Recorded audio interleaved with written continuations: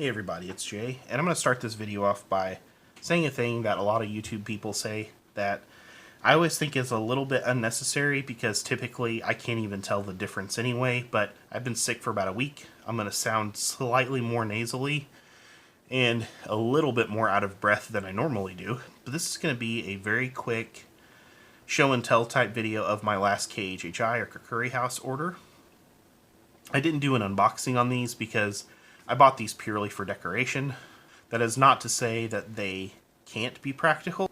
In fact, they're made to the same specifications as their everyday knives and kukuris and machetes and so forth. Wanted to throw that out there because I'm sure somebody's going to go, oh, what would you use that for? Well, I don't intend on using them. I intend on putting them on the wall because it's fun. Because things are fun. Sometimes it's fun to do things with things. Anyway, we'll start with the big boy right in the middle. This is the Mukti Redemption standard buffalo hide sheath, very workmanlike in this case. I had them put a wall hanger on it, and it's funny, I was recording this video earlier trying to, and I kind of tugged on this and it just popped right out of the this little piece of twine, just popped right out of there, so I'll tie it a little bit thicker and put it back in, or maybe just drape some paracord around it or something. But anyway, that was an extra. The other extra that I had them do is this zimping on the spine, because sometimes you need to get like really fine, close detail with a knife like this, like when you're doing open heart surgery, or you're trying to carve your name into a fence post or something like that. You want to have some really fine control, so I had them add that as well. And then the chisel tip comes with it normally, but I did have them add an extra sharp edge. So it is not razor sharp. They say they won't do razor sharp because it's just impractical for these. It makes the edge a little too thin. But it is the sharpest kukri, or I guess this isn't really a kukri. They call it a Bowie. It's the sharpest blade that I have from KHHI by far. This thing is heavy. It's pretty chunky in the hand. It's heavily weighted in the front. It's front heavy. It's top heavy. Because look at it. Of course it is. Unpolished rosewood. Very workmanlike handle. It feels good. It fits my hands well. It's just a chunky boy. So that is the Mukti Redemption with a little bit of customization to make it a little bit more unique. Next up, we have the Kukri sword, also known as Echo the Predator. You can see here we have the fuller here. I'm wanting to say this is a Shira in the middle. Someone who knows a lot more about kukuris will correct me on that in the comment, but you can see that this is actually a lot more kukri shaped. In fact, it's not that far off from a Sirupati, except this one has a 17-inch blade. Of course, it is nicely polished, does include a maker's mark, and so on and so forth. Something kind of interesting, they don't have a lot of kukuris that do this, is they have a full hand guard here, which is pretty neat. This little cross guard, which I like. And they also, the handle is quite straight. It is polished rosewood, full tang, etc., etc., capped with metal. Now, the Karta and the Chakmak are a little bit different than what they do on their standard kukuris.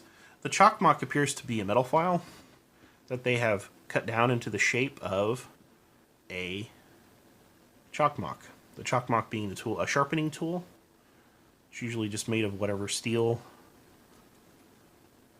the kukri is made out of, in the instances that they have seen so far from them. This appears, like I said, to be an actual metal file, which is kind of interesting. Kind of neat. I kind of like it, actually, but it's different. And then, somewhat impressively, the Karta appears to be pretty much just a skinning knife. So, nice polished metal, tiny little brass caps. But yeah, this is an honest-to-goodness knife in and of itself. So, that's pretty neat. I like the fact that they've added this a bootlace here on the side to hold the belt. I always have a hard time getting that clip back on. to hold the belt holder on for the sheath. I hope I've not been calling these holsters in this whole video. I might have been. It's we're a gun channel, so I'm used to speaking in holster terms, not sheath terms. But just basic buffalo leather otherwise, with a this metal cap here. So that is the Echo the Predator sword. Finally, we have the Dhankute Wooden Dragon. What's interesting about this and why I bought it, besides it being really attractive, is it is a wooden sheath with no leather overlay on it. Instead, they have overlaid it with brass, added brass inserts. You can see here, they even did put a little belt loop, a somewhat primitive belt loop, but a belt loop nonetheless, in brass on the back. Now I'm holding off on showing maybe the slightly more impressive part. Rosewood both on the sheath and the handle. They call this a dragon because it has the dragon iconography on it. You can see here. I can't really see what you're seeing because of the overhead camera. Hopefully you can see the detail in it sufficiently. Much more standard kukri shape, but very ornate on the blade flats.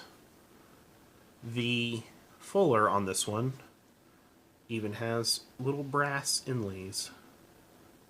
But this thing is gorgeous to me. I really like the look of it. And I have it hung on the wall along with the Echo the Predator sword. These are both attractive enough that I did not get any objections from my wife to hanging them on the wall, which is always a good thing when you're trying to hang weapons on the wall and you're married, is that the other person doesn't just straight up hate it constantly. So that's a benefit and a bonus of these being really well made and attractive. But anyway, like I said, just a quick little video. It's the weird thing about this wooden sheath is they don't, there's not really a give or flex to hold the Chakmak and Carta in it, but since it's on a wall mount. Oh, speaking of wall mount, I'll go ahead and cut over to the frames that I put on the wall for these. And you can see what they look like. Fit the room pretty well. And again, no objections from the significant other and better half about putting those on the wall. So again, that's always a good thing. Anyway, I hope you enjoyed this video.